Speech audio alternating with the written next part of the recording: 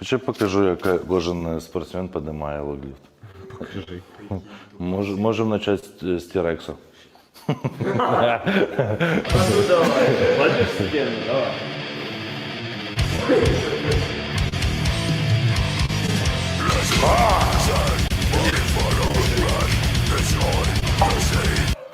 Блядь, сейчас идем.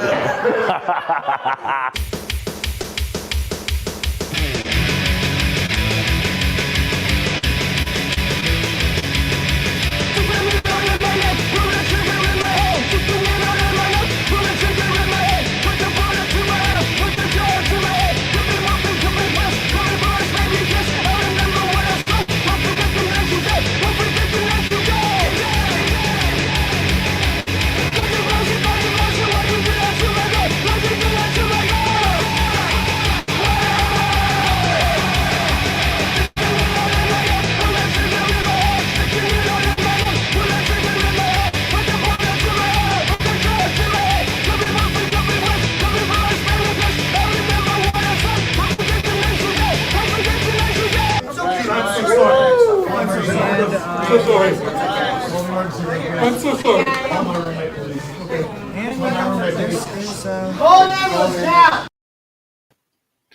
Hello, thank you for being here. Everybody who's risking life and limb to get here and watch the replay. So I appreciate you guys a lot. And oh my gosh, I was reading 94 by Shelby Robertson. Did I wait? Shelby Robertson. What? I think I put Roberts in the description. I have to look. Give me a moment. I put Roberts. What the hell? That's not right. All right, now I have to fix the description. I guess I'm going to have to do that later. So my apologies. Why did I put Roberts in there? Anyway, welcome. It's Midnight Mail. This is episode, or I should say issue number 28 out of, I don't know how far this is going to go. We have a while. So we have a long while. It's time to open mail, and I'm going to do something special. It's Robert's son. yes, that totally makes sense. So I saw what looked a little glitchy, and there is there's an icon in StreamYards that shows up. It looks like a Wi-Fi icon, and I think that is to show you when your upload speed is really slow. My upload is 2 meg, so I got 20 down, 2 up. Just so you know. So my upload is kind of crap, and I try to make sure that I've got lots of things closed or anything I'm going to show is already opened, just so I don't get like a whole bunch of wasted bandwidth and things like that. Let's see what we got. Okay, people tweeting, and thank you, Eric NINALTOWSKI, for retweeting. And then I can leave this alone. Hopefully that'll just be nice and calm down. Well, now I need to, all right, close this. The whole deal is to try and minimize my traffic so that I don't get all jumpy and stuff. So it's Robert's son now. Anyway, this week has been great. All right, so let me see. The recipe is I'm supposed to do like an opening vamp so that people have time to show up, if people are going to show up. And that's so this week has been so hectic. I finished off a computer for I don't know who, and I got to make sure I'm not muting myself. There we go. But I also finished off getting my CPR card redone. Was that last Monday or was that 2 Mondays ago? It's been that kind of a week. Then on top of that, hey, let's see. Hold on, I gotta look at a calendar. Yeah, it was last Monday before the 4th. So that's in. And this week I spent time redoing my first aid certification. I gotta tell you, sometimes they make certain things a little too easy. Like you can pre-quiz and then not have to go through the tutorials. No, I actually want to know this stuff. I want to know what they're saying. So do not skip the tutorials. so it's like, I already know how to stop bleeding, but I want to hear it again because it's always good to be refreshed. So I got that done, which means now my NSCA and NASM certs can be redone, which is nice. I just have to go in and like file the paperwork. And I think on the NSCA, because I'm finishing this before the end of July, they are doing 50% off the recert fee, which is cool. And I got good news that this week I don't have to attend a conference in Vegas in order to finish this research, which saves me like hundreds of dollars. So I'm really happy about that. The NSCA is the National Strength and Conditioning Association, and the NASM is the North American. NASM. Yeah, NASM. North American. Oh crap! I forget. Yeah, North American. I forget. But hey, Lion Ratton, thanks for being here. Ratton, good to see you. I forget what NASM stands for because I'm on microphone. I can never quite do that. And so yeah, I'm certified in both, and I need corrective work myself, exercise-wise. And I hold a secondary title in under NASM besides personal trainer, which like almost any idiot can get, which is why I got it, because I am almost any idiot. But the corrective exercise specialist is really why I was going for it, and it's for like people who are your clients would be people who are getting out of physical therapy. And so that was cool. It's basically physical therapy lightly digested using a little bit of their own vocabulary to cover medical issues. Like my own physical therapist has never heard the term regional interdependence. And that's because it's not a medical term. So anyway,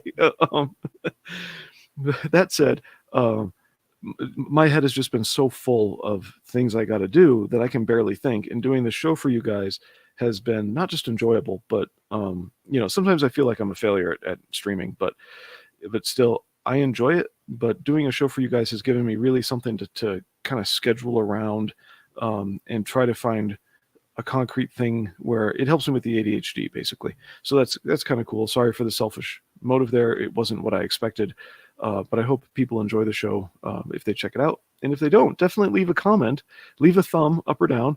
And yeah, if you want to give me suggestions for improvement, leave those in the comments if you're checking this out on replay. So that's the opening vamp, just to let people get here. It's time to open some mail. So we got people saying hello. The numbers say I have a few lurkers, so thanks for being here. And what do I? There we go. Hey, Just Call Me Hen. How you doing? I think Just Call Me Hen is normally part of the audience on Wednesday nights and on Dojo Kun's channel, where he has a fake debate show.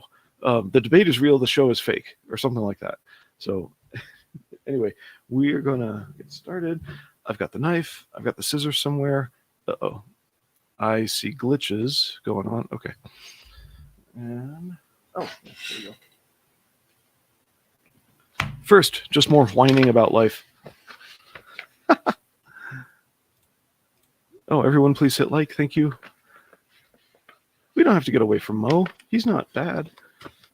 He's not real bad. I got to go back and check this eBay listing. So for building computers for people, I had to buy some original installer discs, and like I can see, dirt and stuff on the back of this disc. So, yeah, basically it's Mac stuff.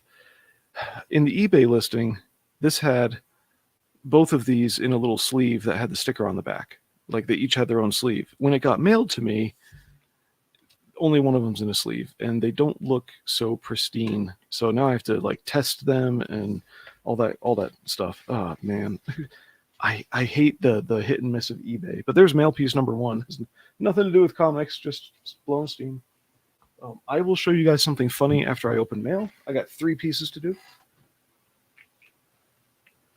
Oh no, that's the third one.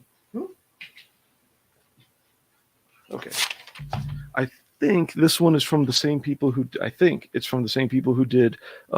Ninja Bear or Hunter Ninja Pig Bear or something like that. Let's see. Incendiary? Yes, the Incendiary show, where I can get in a lot of trouble for speaking my mind. He threatened you earlier. Hen was trying to rob me. Oh. Misusing it. Apparently it's more convenient to get rid of me rather than to get her own bot under control. Okay, Mo knows the rules that here he cannot jokingly time people out. That's it.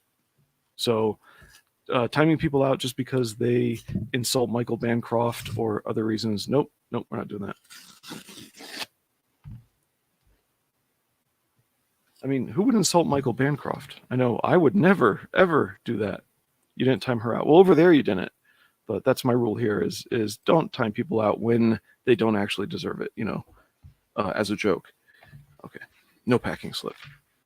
Oh, okay. All right, I know what this is now. No, this is not by... You time my bot out. Wait, is this like when you push a pawn forward in chess and they get the pawn instead of getting the queen or something like that? I am trying to calm this down. Okay, so this, they were out of numbers 1 and 2, so I had to get them digitally. But this looks like it's just an absolute farce book, Chronicles of Calamity. So we got, her bot acts like he runs the place. Maybe he does. You know, AI is taking over. Hen, what was your bot programmed to do? Because I see that comment.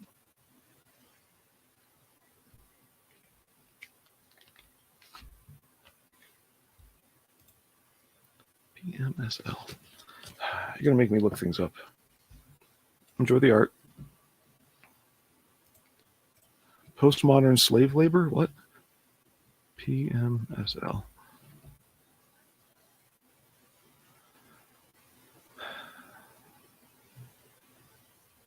Oh, pissing myself laughing. Okay.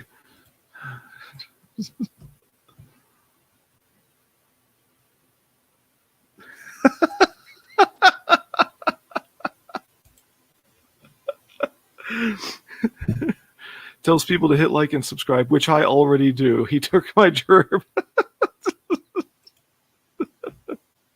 Hen, I appreciate you being here. While I would appreciate your bot running here, if you could please let other people do that, that would be nice. And then if those other people aren't here, please feel free to run your bot. But I prefer human labor.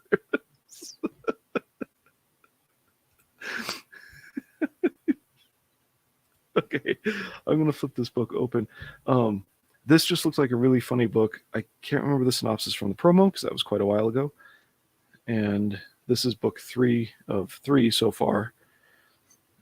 It's something D&D-ish. Oops. Okay.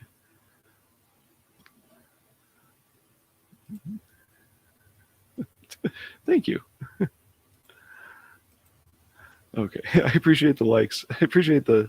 Yeah, and if you're watching this on replay, please let me know what you thought. All right. So we're just going to check this out. Of course, this is me giving a stranger a chance all over again. Oh, hey, one of these are signed. Neat. Oh, I think this is one of those books that's based on a D&D game. So this is written after they do their campaign and whatnot. And yeah, they were out of prints for 1 and 2. This sticker sheet feels nice and heavy. It's too bad that like there aren't little stickers in the white area. But yeah.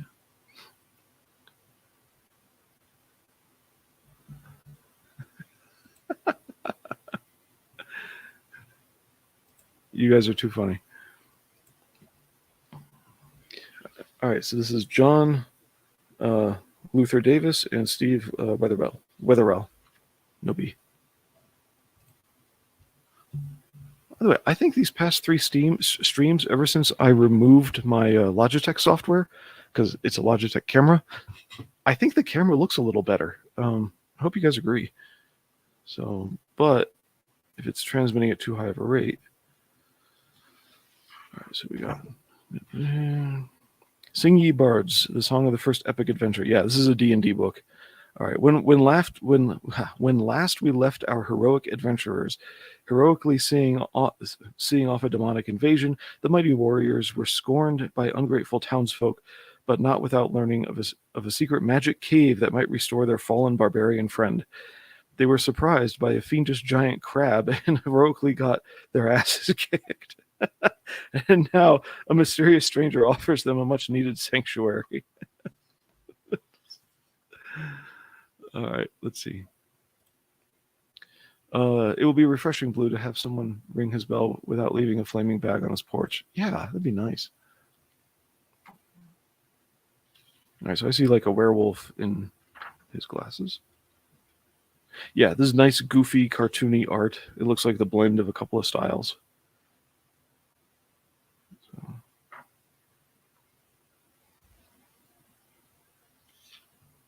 So nothing too big. I did want to try and get numbers 1 and 2, but they were out.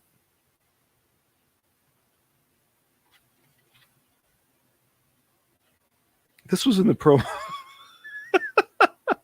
I don't know what the story is with this mummy dude coming around, but the first thing he says to them is, "Don't touch my abs."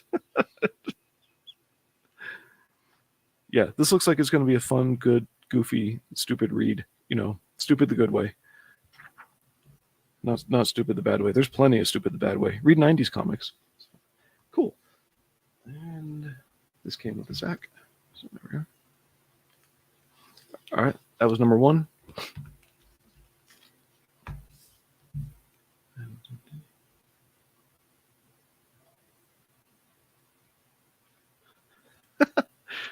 Oh, you're not the only one who has muting accidents here. I do that too. All right, now I'm going to do number 2. I'm going to switch numbers 2 and 3. I don't know. I think number 2, or I'm sorry, one of the next ones coming up. I'm opening it because I know a lot of people are interested in it. So I'm opening it early. It just arrived today. So I jumped it ahead in line. But I also have a really big one that's huge. And I'm not sure which one to do next. Here we go. Hey, they're good 90s comics. 90 and 91 are technically in the 90s. Yeah. And we'll get to more 90s comics in the review.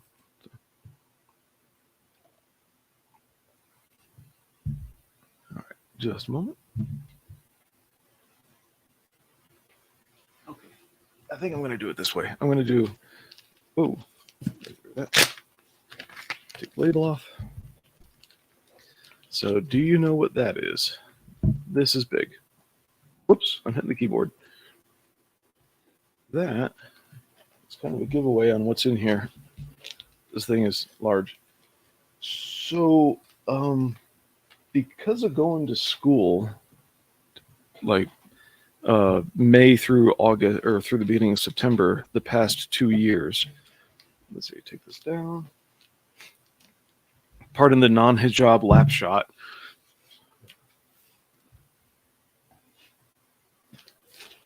Because of going to school, there's been a bit of me in and out of the comic scene. Yes, there's magic, but it's not Magic the Gathering. It's just out of focus. It says there's a magic triangle, etc. Yeah. I'm going to take that in reference to the non-hijab lap shot, but yeah, there you go. Anyway, I've been in and out of the comic scene, and so... Oh, so easy with the knife. What has happened is I missed a bunch of stuff.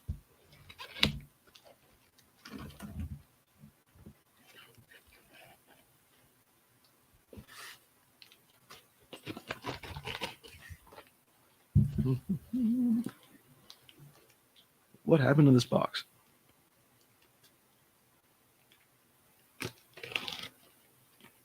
There we go. So some campaigns give you some add-ons for catching up. And I know that for this guy, I did several catching up books, but there's no reason the box should be this big unless they just couldn't find a smaller box to put it in. No, I haven't mentioned. Or no, I'm sorry. Good. It says Mo. Good. I don't have to worry about that. Yeah, this box was huge. Apparently, they've cut down the sides to.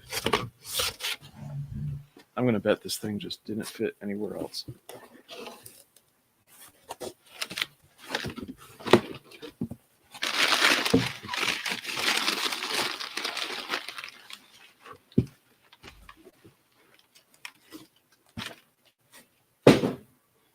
Okay, wait, let me go look back at that. Yep. Always cut on top of the box.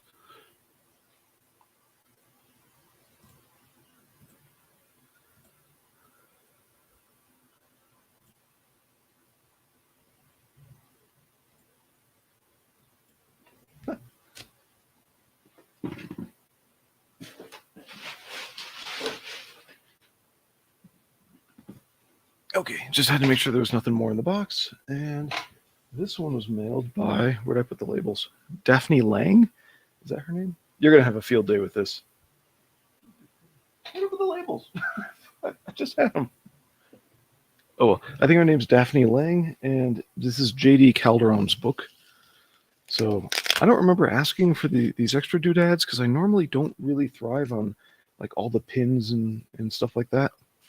So here we go. Oh boy. There's like a mile of tape on here.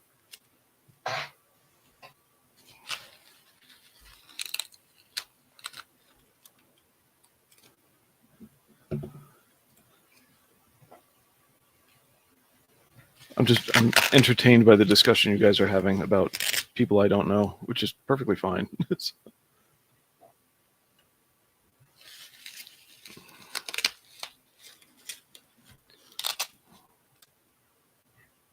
Now, Daphne does a book that I'm not into yet, but to me, it's anthropomorphic animals, and it looks a little odd to me, but I'm sure Mo would thoroughly enjoy animals with human heads, or sorry, humans with animal heads, something like that.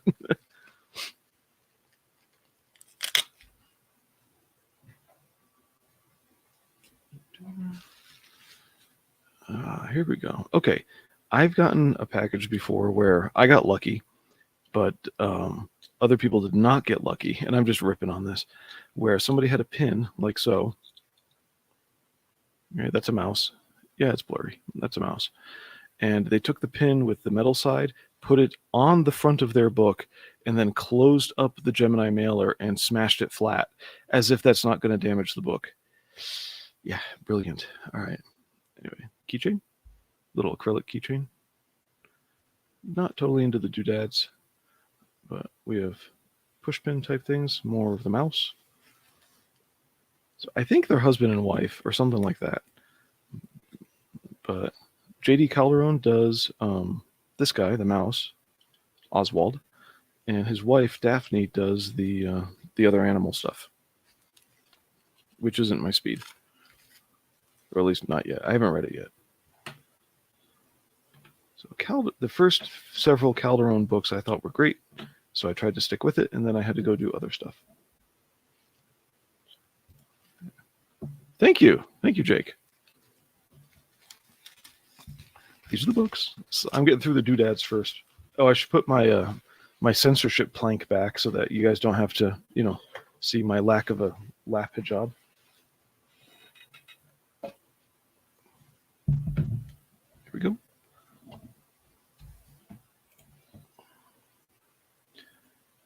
Don't tickle the like button. Give it a good poke. Would you think it was an out-of-control monster? Only if it posted it like 50 times, then it's out of control and a monster. So, and besides, it's okay to tickle it. It's an inanimate object. Tickle away. Oh, cool. Metal trading card.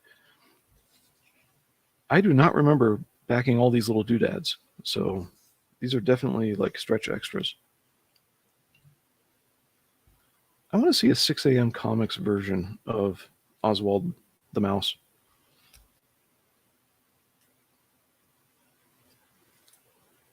All right. So another metal card, if I can get it out of there.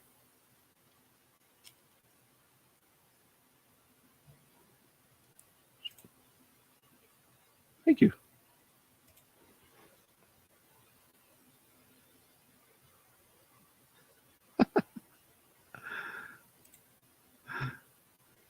It's the way he says it.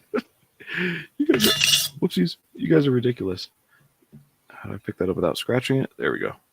So, yeah. It is characters flying. So we got Oswald in the back there. And I don't know the name of the guy in the front because I am way behind on reading these. So sorry about the blur. Yeah. Oh, I tried to get a new camera and it sucked. Like, I was told to get the Brio series model cameras, and I accidentally did not get a Brio series.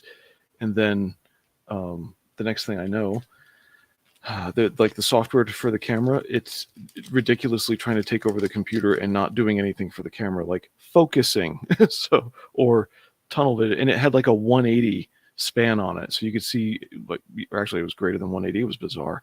Don't know what this is. Yeah, I got to catch up on a lot of this. Anyway, hi Jane, Dean. Hey Dean, how you doing? Mo did the right thing by timing out the bot. That's what I want. My headstone. Yes, that's a cool headstone. I'd want that on my headstone too, but everybody would think it would be weird. They'd just say, "Who's Mo?" So, where's the? Okay, I understand people watch more than one. What do you call it? Stream at a time. So a lot of people might have me muted while they look at another stream. What bot or what stream is your bot being timed out in?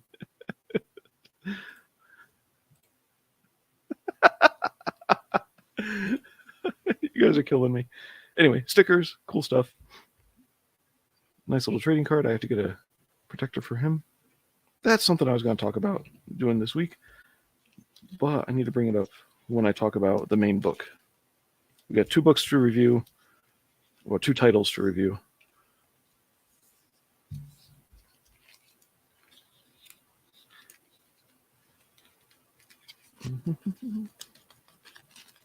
Get back in, all of you. Okay. Oops. More of this later. And I like trading cards because of how they tickle my imagination. So this is cool. I don't mind getting trading cards in a little deck and then just having to like put them in pages myself, which gets into what I was doing this week. I think I did back for this. Oh, nice. Yeah, especially if you do this kind of thing with your trading cards, I don't mind putting them in a page myself and having to assemble this. This is cool. But this is a nice protected way to ship it, all folded up. So that's rad. Hey, how you doing, Jay? I guess I must be nervous. I keep almost screwing up everybody's name. So, I'm glad the back and forth is entertaining you, Blue. Thank you. Well, yeah, it's kind of fun. Jay Ryan, great to see you. I've actually kind of missed you lately. When I see you in other chats, I'm just like, oh man, I kind of miss him. So Jay, they're arguing over the best way to remind people to tickle the like button, and if that creates an out of control bot or not. Now, a lot of these are covers from his other books. In fact, I think they're all covers, which isn't a bad thing. Those are fine. This is from like a wraparound cover, the sideways one over here, over there. Yeah. So I know that's a cover. All right, so let's get on to this. So if you're just showing up, one thing I mentioned before, because I've been meaning to mention it for weeks, is that because of my time off going to school twice, I have gotten way behind on comic stuff because, you know, life priorities. And for all I know, comics are ruining my life, and maybe they are. There's a lot of tape here. In fact, this is the good tape. I should save it. But no, kidding. So with that, I'm doing, you might notice me opening some backings where I got a lot of extra add-ons type thing. And I meant to do that with the first one, Chronicles of Calamity, but their number 1 and 2 were out of print, so I had to go digital only on those. All right, where are we? Oh boy. If you don't follow JD Calderon on Twitter and you like the artwork you're about to see, please give him a follow. These books are all black and white. I'll just warn you now. So there we are. So let's see what we got. Oh, he's also part of the Arrow Comics group that got that that was in that deal where they got the Liberty deal where they got screwed. Okay. The Oswald Chronicles. This is a trade paperback of We Were Just Passing Through is the subtitle. Man, there's a lot of stuff here. I should open it this way. And If I Were a Few Inches Taller is this title. I think that's just a 2-parter right there. So the deal with Oswald is if you read number 1, which was available in that Liberty pack, and you can find it in a bunch of places because they printed so many, It broke free and couldn't read, parts 3 and 4. So a big monster spider. I think parts 1 and 2 are going to be right under it. Oswald was a mouse that suddenly discovered that he could, I think these are alternate covers, that he could understand humans. I already have this one. Don't know why it's in here. It came seeking me. Oops, my mistake. Anyway, on the wings of... okay. You know what? I think I accidentally ordered variant covers for this. It broke free and couldn't read. So this must be 1 and 2 here. And then I've got 3 and 4 over here with the badging on it. So, all right. The trade dress, I'm sorry. Not badging. Something like that, maybe. Yeah. So 2 and 3 of On the Wings of... what is that? Diadra. On the Wings of Diadra. Yeah, 4 books. Or 3 books. There. So yeah, this is a lot of catching up. Anyway, Oswald woke up one day to discover as a mouse that he could understand humans and couldn't talk to the other mice. They didn't understand him. Poor lonely guy. And that soon shifted to him discovering he could do magic. So let's see what you guys are saying in the chat. Oh boy. I'm missing a bunch. Okay. Hello, everyone. You glad I'm enjoying it? Oops, can't read. Hello, hello, hello. I'm not being serious, but Mo is. I don't think Mo's being serious. He just acts it. So Mo tends to back up his jokes a little bit, but they are intended not with like emotional hatred or anything like that.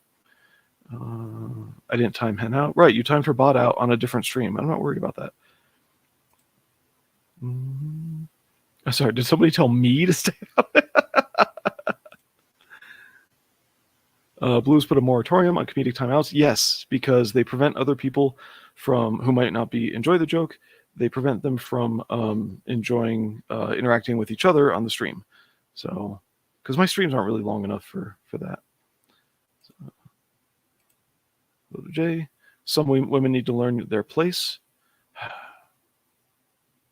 I think it's places. I'd correct that if I were grading it. Yeah. Anyway, but I know that Dean is talking about me. So Dean from Around the Cauldron. Oh, welcome Around the Cauldron. I don't recognize your name. I also go kind of brain dead while I'm streaming. So person tortoise waving. Oh, that's cool. I looked over at YouTube to see that. The Spencer's deal. Yes, that horrific thing. Oh my gosh. This reminds me of the one book that Ogden was writing for Connery, Shift or whatever. Okay. I'm going to open one up real quick. Dean wasn't talking about you. Mo, some of my humor is deadpan. Anyway. Kitchen. Oh, it's Hen's alt. Okay. Hi, Cauldron. I know you're a bot. So. Oh.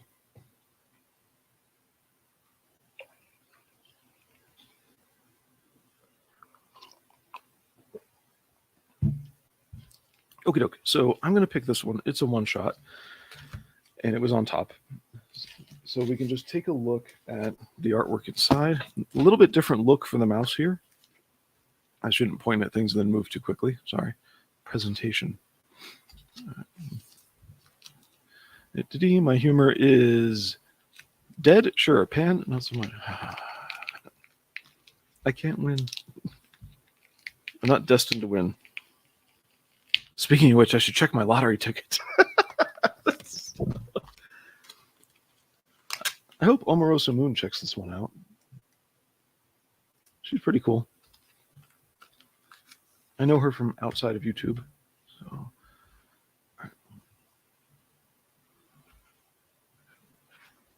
there we go. Yeah, oh, this is a different art style. This is not like the first ones. He looks very different here. We're going to have to look at 2 of them. All right, excuse me a minute, I got a cough.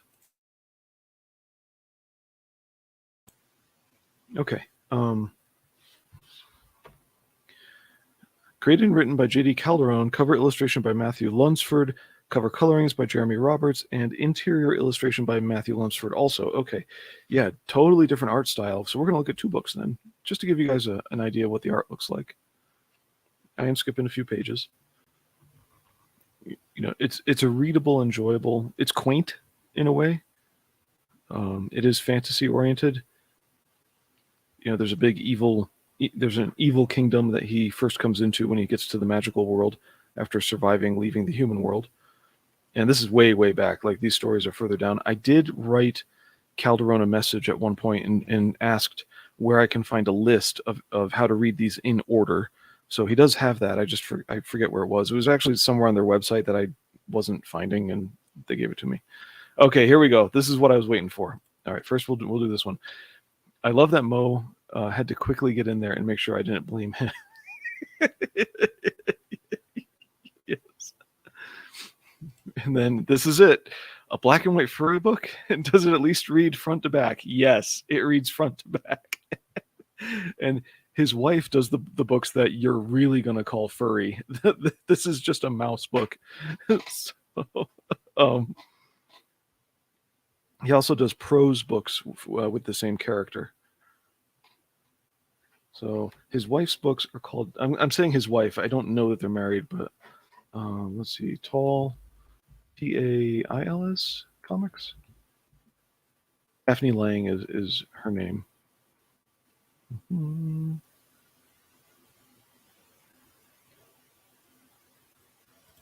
Try Daphne. Daphnelange.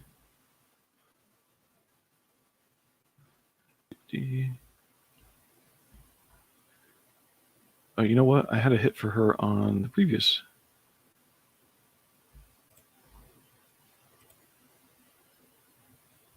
Oh, that page is not loading. What the hell? Okay. I'm going to have to leave that alone.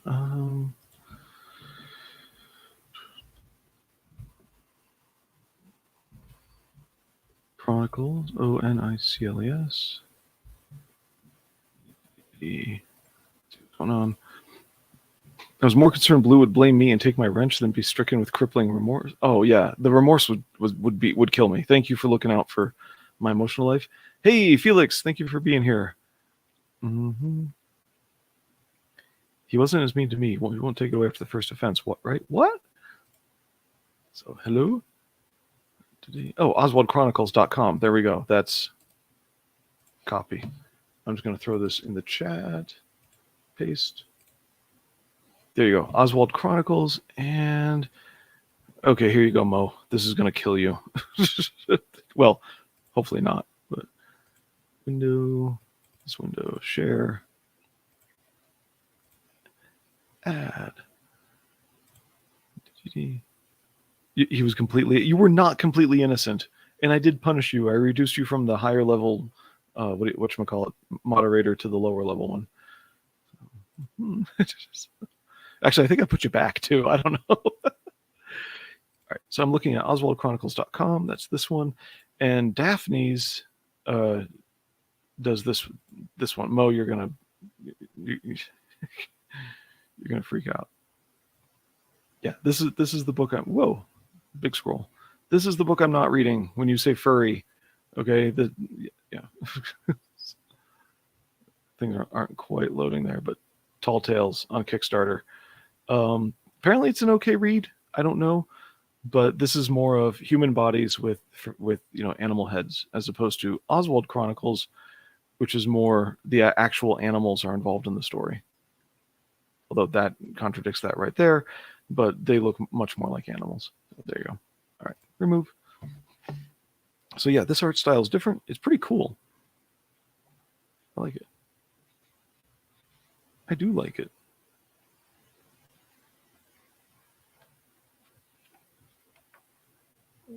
All right, so we'll pick out one other book. He does have prose books as well. Yeah, this is what he normally looks like. And I'll double check. J.D. Calderon is the writer. I'll see who the normal artist is on that.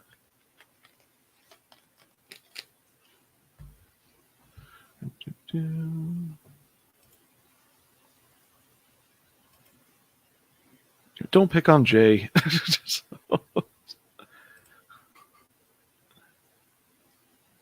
Still not a managing wrench. Okay.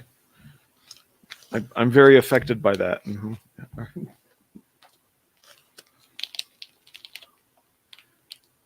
I don't understand the difference between the two wrenches, by the way.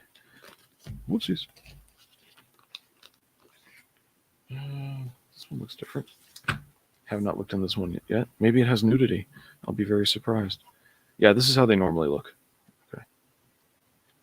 And signed again, number 42 I've got there. Cover interior by Jade Gonzalez. All right. That's different. Different art style.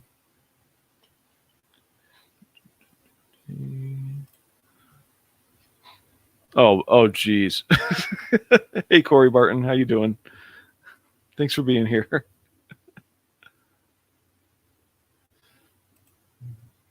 I think a managing wrench can time out other wrenches. Okay, good to know. All right, so this is, again, not... I'm wrong. I just looked at it again, and this is not the original art style. I don't know who the original artist was, but this does look closer to how Oswald looked originally. Little glasses and stuff. So I like the fact that they give him a distinct look. So he's the mouse with the glasses on, who stands more upright than the other mice. Yeah, nothing wrong with black and white comics. Who is that Star Wars boy? I guess I'll find out later. Let's take a glance at one more.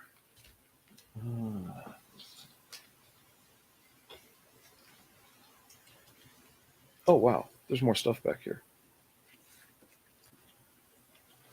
I'm going to look at the trade paperback before we move on to the big opening, today's arrival.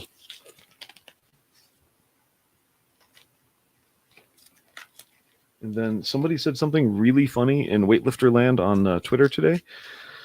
So I'll look at that just real quick because it has to do with clear thinking, and this will really bake your bagels. I mean, it was a bad comment. This guy believes that muscles, or the way he said it was, muscles lead to an early death, I think, or muscles shorten your lifespan. Yeah, muscles shorten your lifespan. That's all he's. And then he backed it up by saying, "Look, bodybuilders have a higher than average incidence of cardiac arrest, or sorry, of heart attacks." There we go. Cool. I like these. These look cool.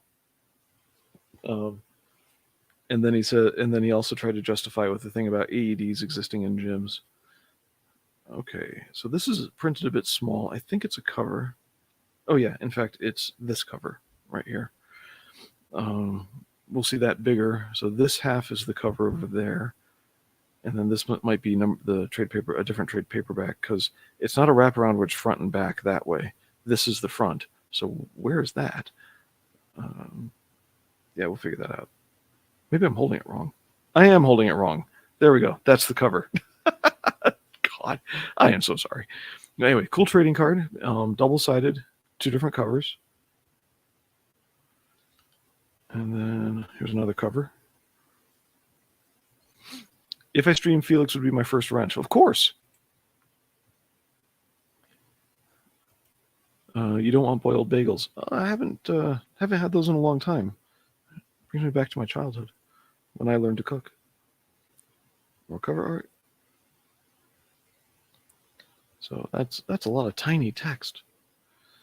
Oswald, I'm not going to read the whole thing. Oswald, mysterious scribe, gentle mouse, sorcerer, and resident of Park Avenue, is drawn into the ancient conflict between sorcerers, gods, and an elder time, gods of an elder time and heaven, while attempting to discover who he is and the meaning of life. Written by J.D. Calderon of Tall Tales, etc. Okay. Cool. This is neat. I think that's another cover. I don't know why it's in a case. It might be shiny foil. Is it? Yeah, it's foily. That's why. Okay.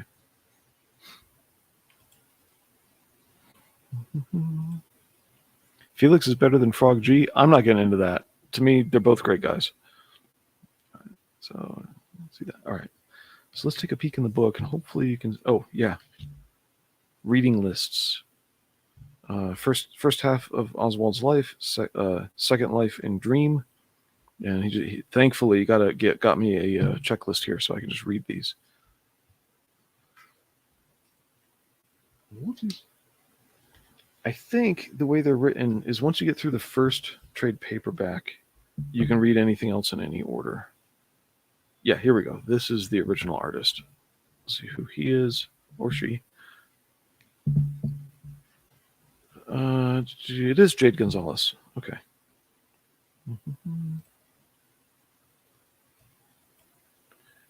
More money, more problems. Go fund Mo.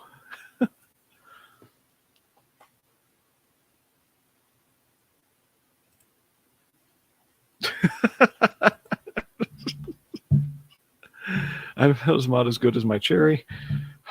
Wow. Mo Biggs. Yeah, so this is just slightly more cartoony than the last book we saw from Jade. So Jade's style is shifting a bit. Things are a little more bubbly and open, a little more clear.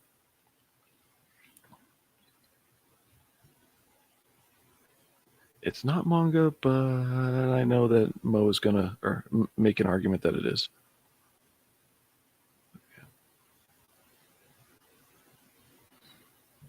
So, ooh, this one's really wordy. I'm not highlighting that.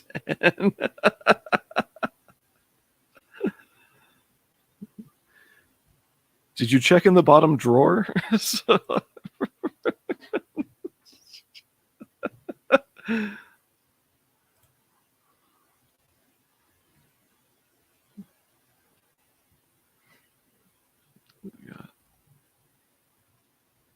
There we go. A less wordy page. It's okay to have a wordy page. All right, yeah. So this is the art style. And it's basically just a big medieval tale. All right. So yeah, this package was huge. Overwhelming.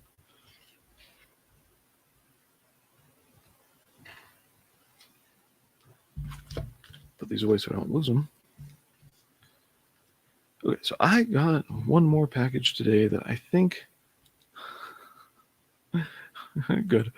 I think people are kind of interested in because it's new. And not just like, who's this unknown black and white comic book that only Blue is aware of type thing.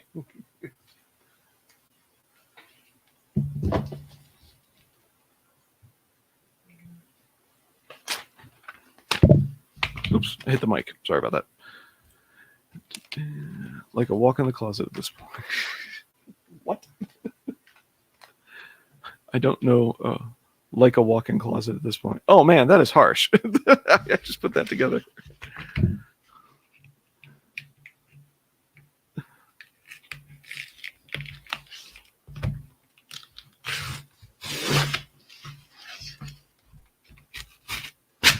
Oops. I hope you all like those noises.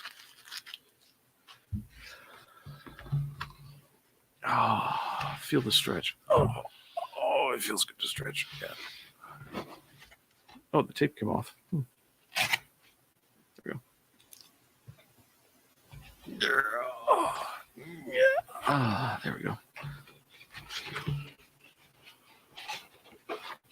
Thank goodness it's not a packing slip.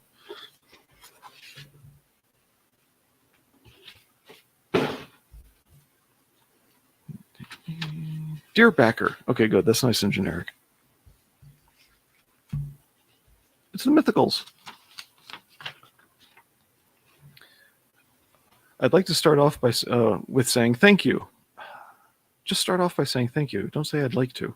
Anyway, I'd like to start off by saying thank you. Thank you for helping make the Mythicals a success, taking a chance on a first-time creator. This is a long-time dream accomplished. I was 11 years old when Imagine Comics started. Wow. Or when Image Comics started. Sorry. Image, not Imagine. When dyslexia hits hard. All right. I didn't know the story behind it, so at the time, all I knew is my favorite creators left the mainstream for independence with a CE. And they got their independence. In doing so, they showed the world it can be done. You do not have to be beholden to a publisher and characters that aren't yours. I came up with what would go on to become the Mythicals in 2005 on patrol in Samarra, Iraq. I was stationed with an artist that had with an artist. I was stationed with an artist that had a way to get our project seen by a major independent publisher when I got back to the States. Unfortunately, they were out of business when we returned. I put my idea on the shelf, believing it was a lost cause. During that time, I kept tinkering with it and occasionally refined it. That's good. A lot of things, sometimes they get better with time, and then sometimes you just finally need to publish it before, it gets too far. Let's see. Hen. J, language. I believe Hen would call it a wardrobe, but I doubt you'll find Narnia inside.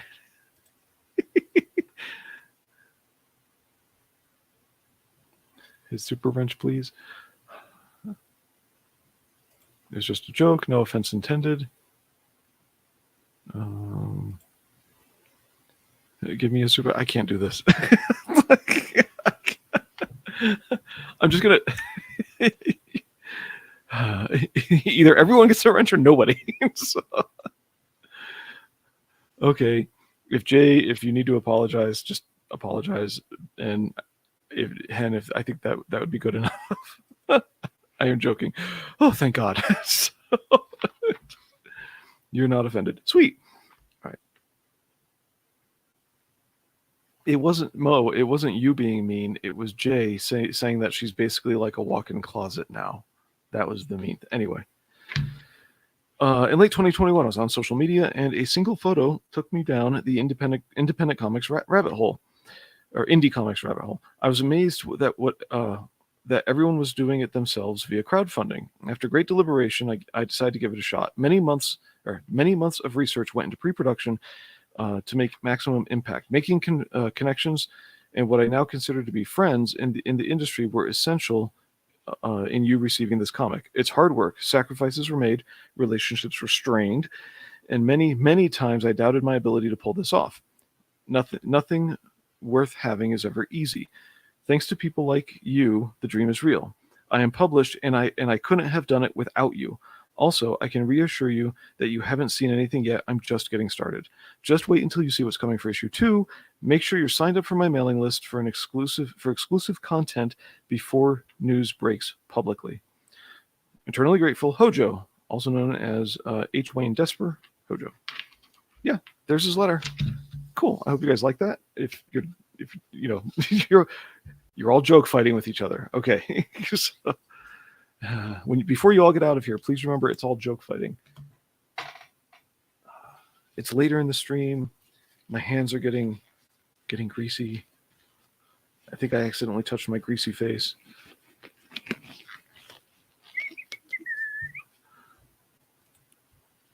That's what I tell the ladies.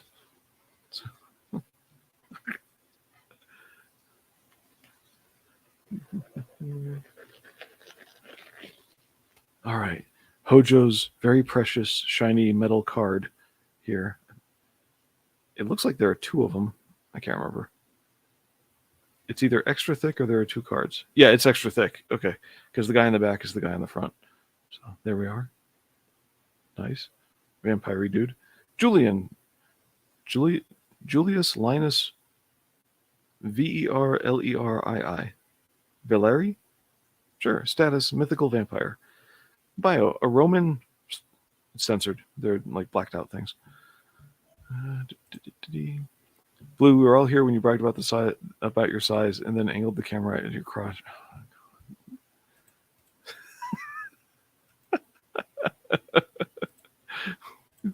The size was the thing coming from JD Calderon. Anyway, I'm innocent. Where is he? Born in a Roman something or other, born under the shadow of Mount Vesuvius in Herculaneum. Julian is a master of manipulation and subterfuge. A long-time foe. It's censored. He blank convinced to change sides, and now fights for blank. Julian blank centuries of experience in espionage to another blank. Some of these blanks don't make sense. Like, as he looks for answers about him, blank executions from the banned him from the Vampire Council. His powers are immortality, enhanced strength, something censored, and then immune. He's immune to sunlight. Okay, that's weird. Hey, 80s maid, how you doing? I was feeling greasy, so I put the gloves on just because I, got a really nice shiny card here. So, South River. Everybody says hello. Awesome. Okay. Feeling greasy. Look at the art first, and then look at the book. Nice. I really like this. My mom loves butterflies, by the way. So ever since I was a kid, I've also kind of loved butterflies, but I never knew that about my mom until just recently, that she's always been into butterflies. I'm like, oh, secretly I have too. But then you grow up, you discover moths, and you become a goth. But anyway, so here's a print of the other cover. And then here is this print of the main character. So that's really cool. Now, who did this? This is... I can't quite read that. I'm sure if I looked it up, I'd find it. But nice. 3 little prints. But the letter he wrote was really nice. If you guys are getting a copy of this, hope you'll like it. Uh-oh. Yes, please do sign up for the Embrace number 2.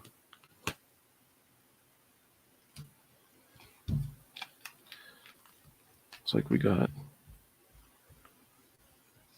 Is that a 6 a.m.? Yes, it's the 6 a.m. sticker. Really tiny. I expected it to be bigger, like that big, Oops, covered up. Everybody saying hello. So, whoops, there we go. We have our enemy and our team. She deserves a card. Where's her card? Or is that her? No, Daniel, not Danielle. All right, moving on to the book. Similar to the metal card. Bios on the back.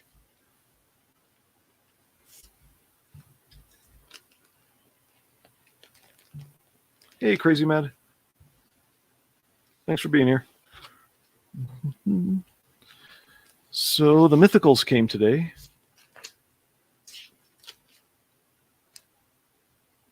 I see that. What does it say?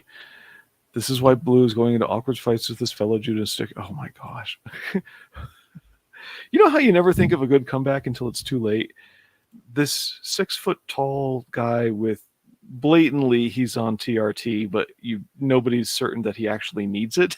So, I mean, the other, I know people on TRT, testosterone replacement therapy, and yeah, they medically needed it. This other guy is like, it was really iffy, and he wasn't in a high stress job where firefighters and cops generally end up low T, believe it or not. And the reason they end up low testosterone is because your body can make either cortisol or testosterone. And when you're in these high stress jobs, you end up making a lot of cortisol. And so they end up with low testosterone. All right. It has sealed back up, Jay. You could always do Kegels are great. There's a male form of Kegels. They're just wonderful. Did he? Yeah. Okay. So back to the story. So anyway, this guy was teasing me, and we joked about something or other, and he basically called me small. And of course, an hour later, I realized when he brings this up again, now I know what to come back with. It takes an hour for me to remember to think of stuff to say. It does.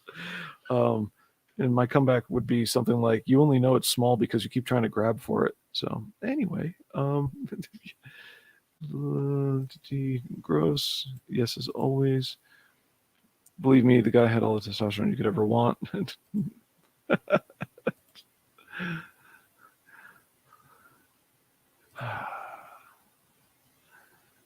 Why are they calling them that now? That is so ridiculous.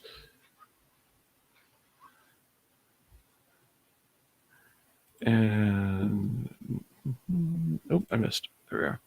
Without a vagina, what even good are you? Yes, it does rhyme. Might as well be a man with boobs. There are plenty of those. Holy cow. The obesity epidemic has made that the norm. All right. So, Mythicals. Let's take a look at the art.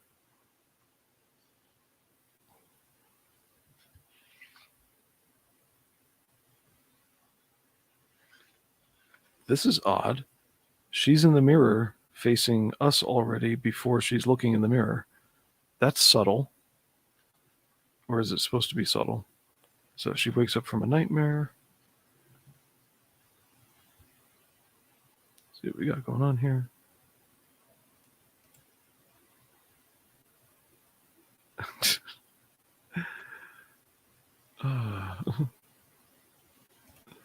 Please do sign up for the Embrace. We got to sign up for the Embrace so that Dean stays busy.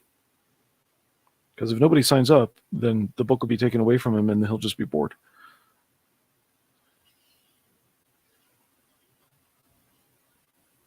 This was in promo art, this one.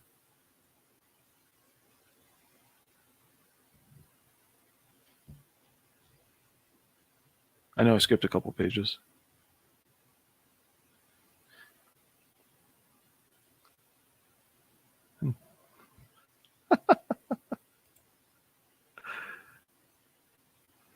Yeah, you can still get this book on Fund My Comic. So if you haven't gotten it, and you can spare that today. This and Tales from Neroesville today. And by that I mean today. We'll get to that in a minute. So it just looks like an introductory book. If you want to jump ahead a few more pages. We got some action. This was in the promo art. This one. I think part of this one was, maybe.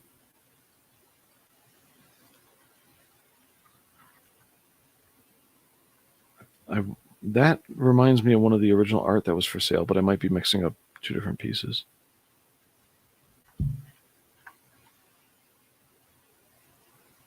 Okay, and then we got fan art back here.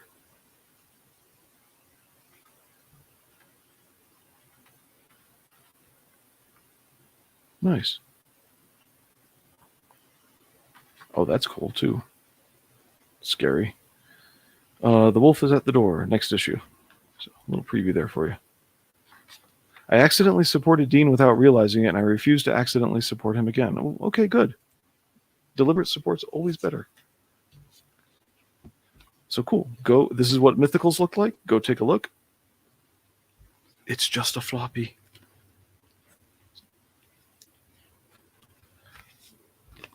In fact, I'm going to tuck these in the back again. All right, before I review a couple of books, I'm going to get on to some stupidity of the day because it was amazing. It was really amazing. Oh boy.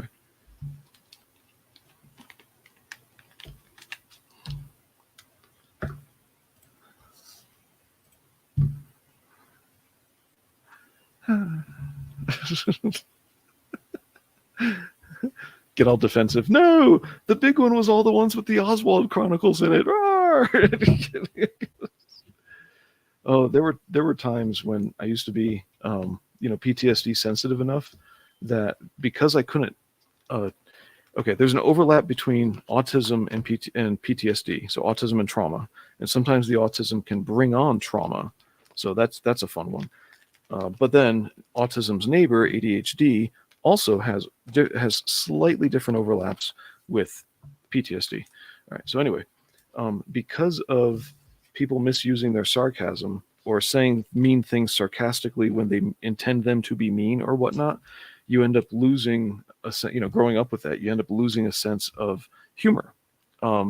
So there was a long time when people could say something sarcastic and I didn't know if it was friendly or cruel because the sarcasm I received growing up was always cruel.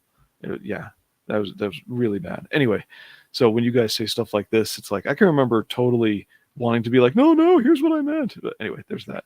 So let's see, share screen. Whoops, why did I launched PowerPoint? Go away, PowerPoint.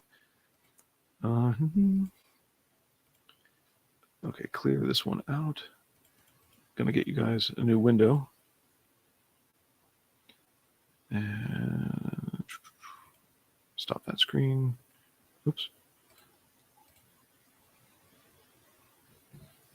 All right, where are we?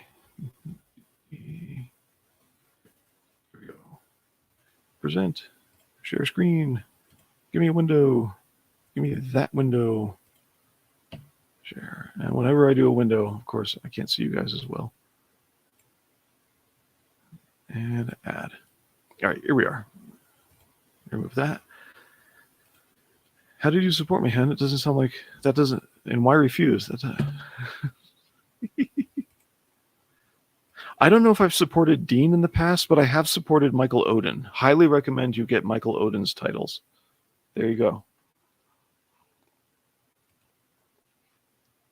All right, so Tales from Neroesville Wave 3. He did fund just now today because it's a really low thing. I haven't backed yet. Okay, this is as far as he is.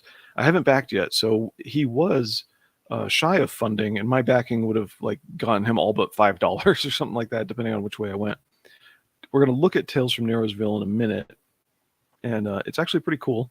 So it's 3 floppy comics at a time, and yeah, he's been backed before, and this is the example of where he's been backed before. Jeremy Lott was one of his prior backers, and my experience of Jeremy Lott has always been a very positive one. Talks here a lot about the prior books, but this is a serial anthology all in the same world, kind of like Lost Pages. No, it's not an imitation of Lost Pages. It's its own thing.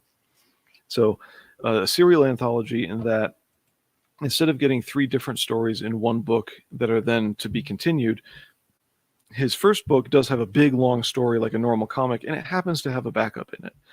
You know, a backup story like that. And then, all right, here we go. I'm trying not to be mean, Blue, but what am I supposed to say in response to such statements as, I've got a big one, points camera at groin, it's a floppy. I think it's incredibly enjoyable when you point out all of my stupid errors. Because I'm not thinking about stuff like that. So Mo, I'm fine with you. You're fine. And Hen is not the innocent little angel that I think she is. Anyway, so Tales from Neroesville, you'll see in a moment what that is, the main story, and then some backup stories. So he is putting out Wave 3, and if you haven't heard of it before, this closes in 24 hours. I'm trying to include books that you can still get when hey Frog G, because somebody mentioned to me, you review these books, but they're like nobody can get them anymore. And so, yes, as opposed to a hardcover. Keeping it clean.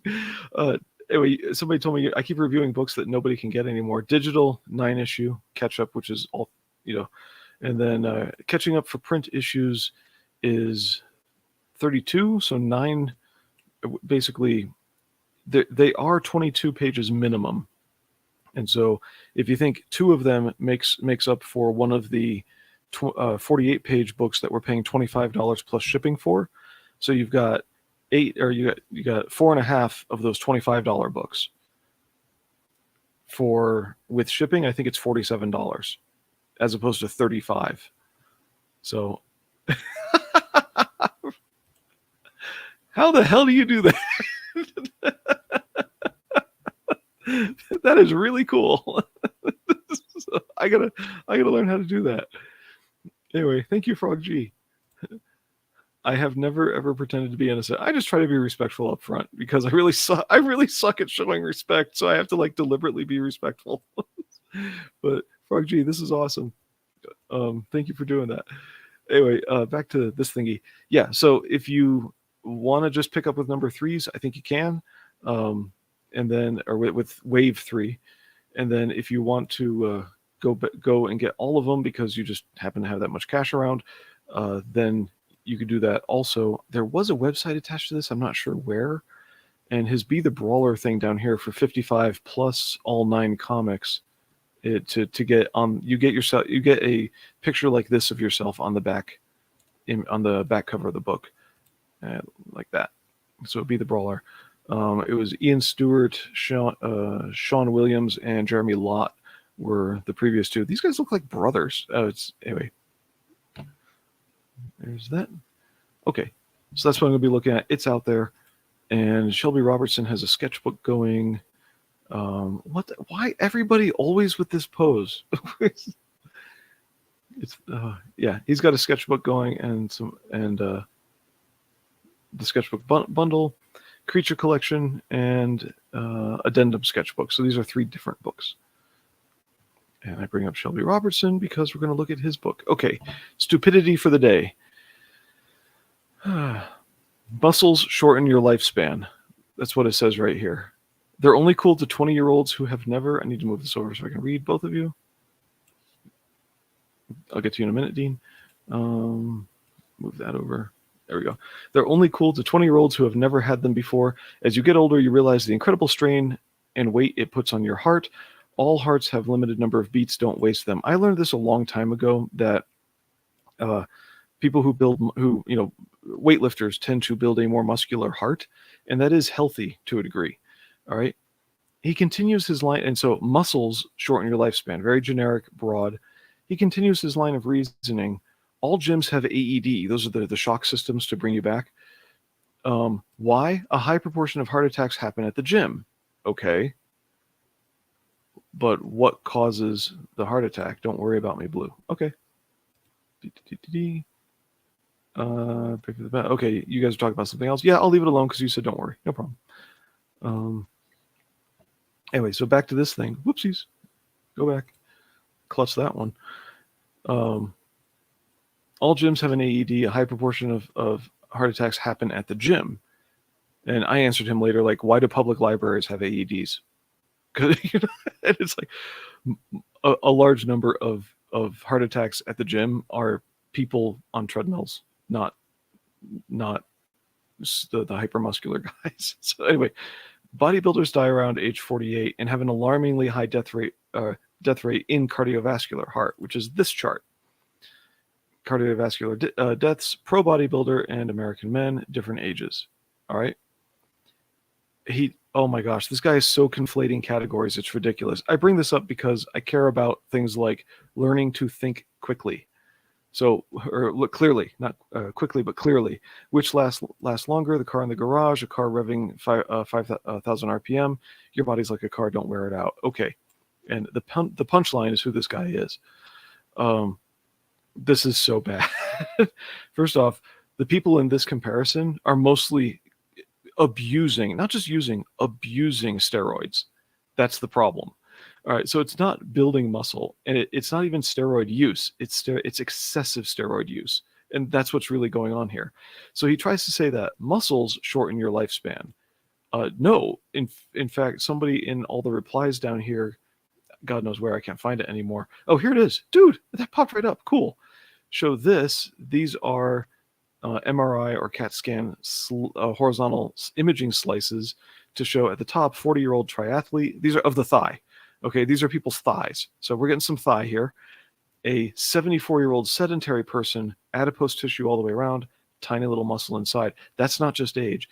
And a 70-year-old, so 4 years younger, triathlete here. Okay, so no, having muscles is actually healthy for you. So this guy is conflating categories, conflating causes, all that kind of stuff. And his bio, this is where I wanted to go with this.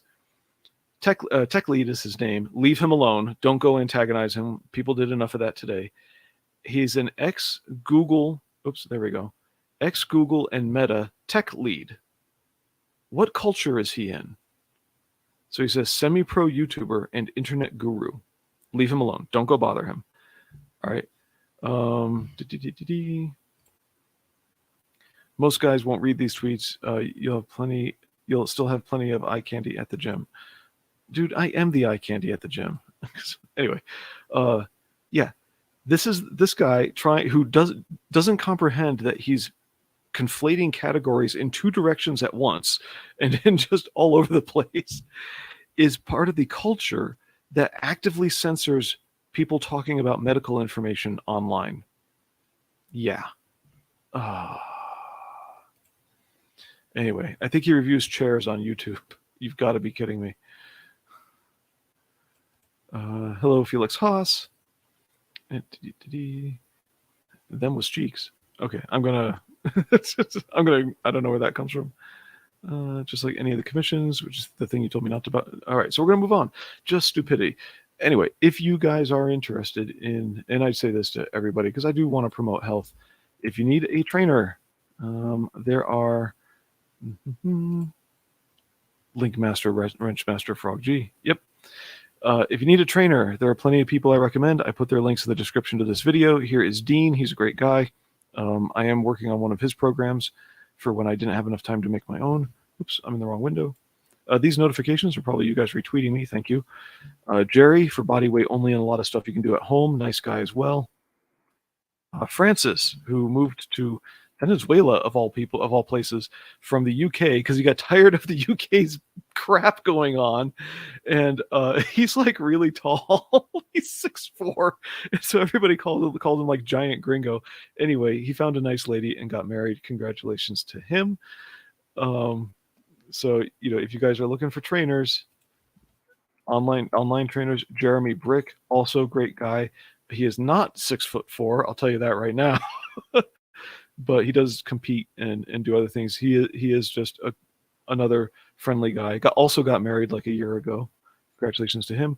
Jonathan Haber is he I think works for the military in Canada or has worked. I think he's still active. Yeah, strength coach in the military, but he does do some online coaching for people. This is Shane. Shane's a really good guy too. I don't know if he's still doing online coaching. He did have a company name, but I don't see a link to it here. I put links to these guys for Twitter and elsewhere. Michael runs Game Trust. So Michael's a good guy too, but all of his photos are done in these pull up a little. There we go.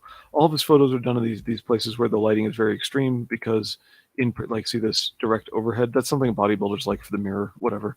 But he runs Game Trust. They do online coaching. And same with Better Barbell, who I really don't know, but he doesn't strike me as a jackass just yet. So there you go. Just a quick word for that. Let's move on to books. Stop screen. Cool. I can take these off. Oh, my hands are cold. Okay.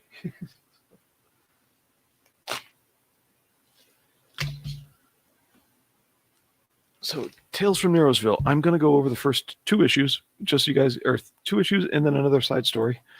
Let's see. Tech Load brought up an interesting point about young Tech Load. I think his lead, but whatever. Brought up an interesting point about young athletic dudes dropping off unexpectedly. Probably didn't get enough boosters.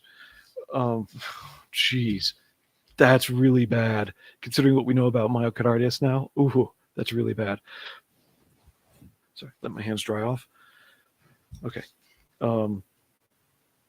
I almost missed this campaign by Knuckle Supper Studios. So Knuckle Supper Studios, that's them. I showed you the campaign earlier. And I don't know what happened, but I was told one of these is a misprint. And I think the rare and precious misprint would be in the front, the way I do my books. So this would be the regular print here. I had one problem with reading the book, and it's just a printer error. Or I'm sorry. I think it's a poor planning or a poor decision that was made about how to print the book. And so you see a page number down here. It's missing from over there. I don't know why. But notice that, there we go, page numbers on both. There are a couple typos. Nothing real. No, actually, I don't remember any typos. There are typos in Shelby Robertson's book coming up. But you see how we've got the white margin all the way around. And then, so this would be a splash page to the edge if this were enlarged to fit where we actually cut the page, like make it bigger, like so, or out to here, and then the page trim would cut right along there, but out here, larger. So this image, I think, all printed a little small by accident somehow, and then they did a couple books that way, and you can't go back. The book is smartly written. It's hilarious. Some of the humor is slightly adult. But if the adult humor can go over a kid's head, the storytelling is actually fine for kids, which I'll get into. So, Manger ever. Poor printing plan made it difficult to read the book. Yet you don't apply this criticism to every Manger ever. Well, if I had to read these word balloons this way, and then jump to the other page, the opposite direction I'm reading the words. Like the words read that way, and then I go to this page. So yes, that does apply. Thank you. This has the initial story here has a really great classic Batman comics feel to it, the way it's presented, but you get into the humor and the offbeat crap just right away. The characters are all individual. They have their own voices. I like the way things are drawn. So you get the little shading and pullouts and all that. Very professional. So good artwork by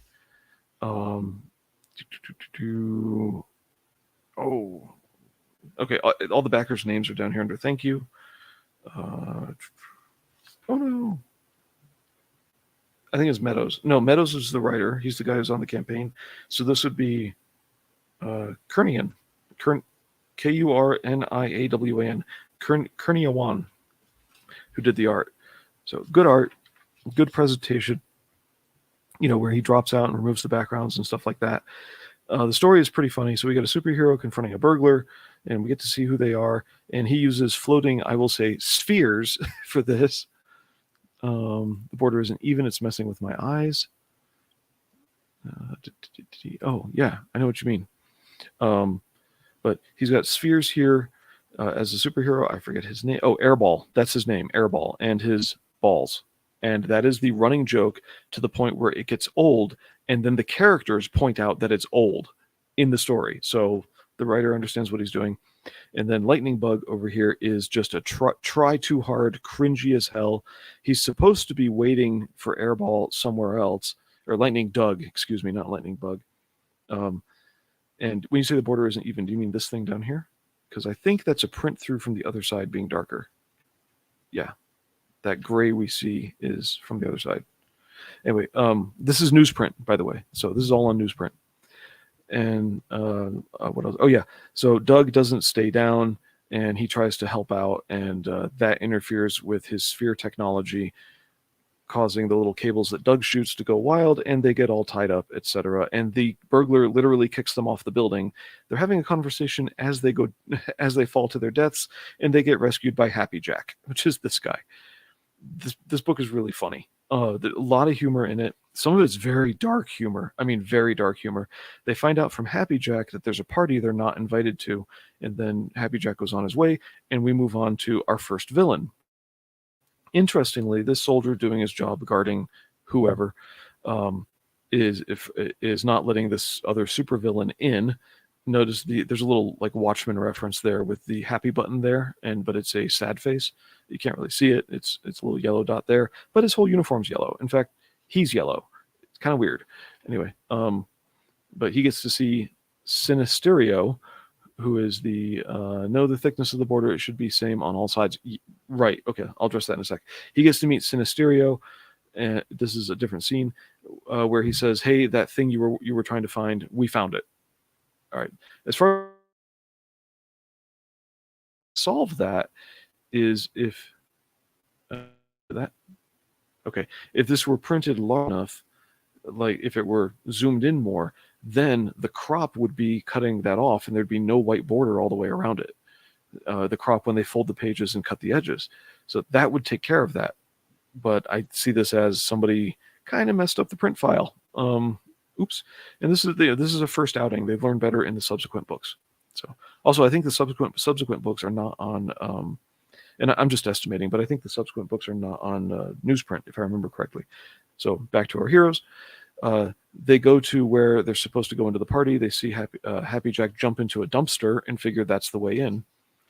What do we got? Humor so dark it got an invite to Def Comedy Jam.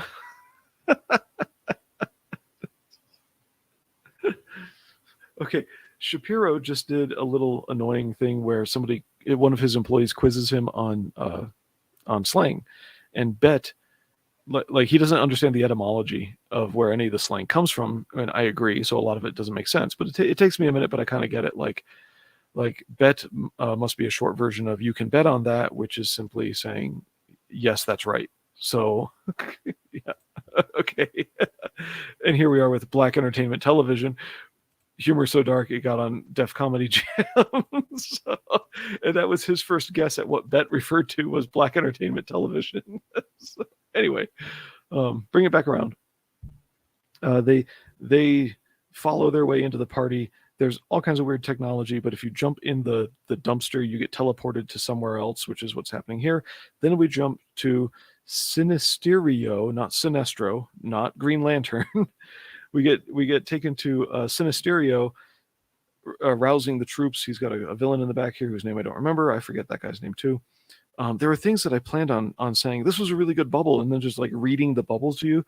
I can't even remember what they are anymore. So anyway, so they're planning their attack to go steal the thing they want, this ancient artifact, from a different kind of criminal guy who may not really be a villain. We don't know. Okay, they're trying to get into the party. The doorman won't let them in. They try the whole thing of like, "Hey, Happy Jack, how you doing?" He's like, "That won't work on me." And Happy Jack says, "No, it's fine. Just let him in anyway." So they get let in, which is interesting. There's a twist to that by the end of the book. All right. And I do not know who that Star Wars boy is. So I'm just going to open that in a new tab and get to it later. Cool. Thank you. They get into the party, and again, the Lightning Doug is a try too hard. He just wants a normal career. Lightning Doug is dragging him down. There's this tension between them, like he's just going to ditch Lightning Doug all the time. But you really don't want to see that happen. I think it's great. Every character has his or her own personality, which is wonderful. They get a sudden announcement coming through at the party as he's trying to get a drink from the bar that this terrible thing has happened, which is we see this attack in one page. So really good storytelling, framing. We don't have to see the entire attack. We just get sound effects. And our main villain's secondary or other sidekick here is getting the MacGuffin they want, the ancient artifact. And then here, back to the party, it gets interrupted with an announcement, heroes, in big letters right there. And this kind of omnipotent guy is telling them all, like, you know, we're doing something, and there's a big crime. I need all of you. And he says, okay, and flash, and everybody's gone, all of you heroes, except for our two main characters we've been following already. Like, they are just not part of the club at all. And then here comes another guy we've met already earlier. I didn't mention him, but his name is Brouhaha, and he's insane. He's in a straitjacket, and he was in the restroom, so he didn't get taken with the rest of the heroes right here. So I will spoil the opening of the rest of the next book by opening it for you. Come here. With Brouhaha at the bar where the party was. So he gets a drink from the bar, and Flash, he's gone too. And he's like the worst person to be gone. It just hammers home that these two are not part of the club. It's great. They do end up being the ones who sneak their way in to find things that are necessary, and the heroes who are part of the club don't get all the clues to find out what's really going on. And then there's an extra twist added to that at the end. Really funny though how there's a hopeful moment here I really like. So here's our guy with godlike powers who could just transport everybody. But the way into the secret lair is through this taco sign, Paco's Tacos. Let's call me him. His name means witch. I'm trying to see where that fits. Okay, it's 6:30. I bid you all farewell. Have a good night's sleep or dinner. 6:30 a.m. Oh, have a good sleep, hen. Steve Worcester, 5-star crack shot. Oh yeah, okay, yeah, Steve Worcester. And call me hen. Brouhaha. Whose name means which? I lost a part of the conversation. I'm sorry, unless you're referring to something I said, but I don't know who that would be. Okay, bring it back. They get in through the taco stand, but you have to have a particular wristband on to get in. It's just the technology, or the taco sign. And what's really cool is right when you think he's going to ditch his buddy here, he doesn't. He throws the watch back out so that his buddy can get in through the taco stand as well. Oh, Bruhan means witch in Spanish. Oh, okay. This guy was BRU-HA-HA again. Instead of a brouhaha is like just kind of an uprising or thing, and they added an extra ha to it. But okay, it means witch, which really makes sense with the way he looks, because his hair's all up. Anyway, so this ended up being a really cool story in the end. There are backup stories that show up, little short stories. So two of our heroes we see in another tale from Neroesville. The other guy who had the artifact is this guy. He's missing part of his tongue, So trying to read his lines is like really difficult. I figured out a bunch of them, but but he's not. You don't always have to understand him, but if you can, it's pretty cool. And it turns out these guys who we know from the main story we just read, are they really heroes? Because when it comes down to it, in the end, they're collecting body parts from the villains they knock down. Like, what? Okay. I like the art style, though. I think it's a really cool art style for this backup story. So in the Tales from Neroesville, you get a main story, you get little backup stories. It's an anthology in that once a main story ends, it moves on to a new, different main story. So here's the cover story for issue 3, which I think is still going to be in it's still newsprint in all 3 of these because they're all printed at the same time. They all have the same over margin problem, but this is a cop track in Neroesville. It all takes place in the same town. I guess a lot of people die in this town, don't live there. 2 people murdered here, and a cop is tracking down the murderers, but then the murderers start getting killed off, and it's this huge, big, violent story. Like there's one of the murderers, and what the heck's going on? So these are all really fun little reads. This one is just a preview into this guy's thoughts for a future villain. We don't actually get anything out of him more than that. And then, some filler stuff. So cool stuff there. So yeah, I liked Tales from Neroesville. I think I glanced at, sorry, don't put them all away, just stack them up. I glanced at one of the second set, but I didn't get to read them yet. So set these aside. I do know that coming up in round 3, this is an ash can from round 1. Coming up in round 3, which is on the campaign right now, Hero on the Lam is one of the stories that's coming up in that. So it might be a redo of this ash can. So let's see. And oh yeah, I did look at one of these. Oh, he actually folded the end of the tape so you can peel it open like that. So easy. Did I get the Alice Cooper Welcome to My Nightmare tribute cover? No. And what campaign was that in? Was that in, or is that a joke? Because my brother would like that. So this is on different paper. The margins are fixed. We're allowed to bleed to the edge. Things are printed up just fine. This is a quick little story about a kid, a suicidal emo kid, discovers he's invulnerable and won't die, like by all these external means. The one you have linked for the series. Okay. No, I haven't. One of the covers looks like a cover to that album. Okay, no, I haven't actually backed that campaign yet. I need to do it in the next 24 hours. But thanks for telling me it's there, if it's an option. I'm sure it's intentional. Oh, I'm sure it is too. Also, these aren't variant covers. It's 3 different books. So the campaign is for 3 issues all in one blob. So it's not a trade paperback. It's floppies like these. So different paper.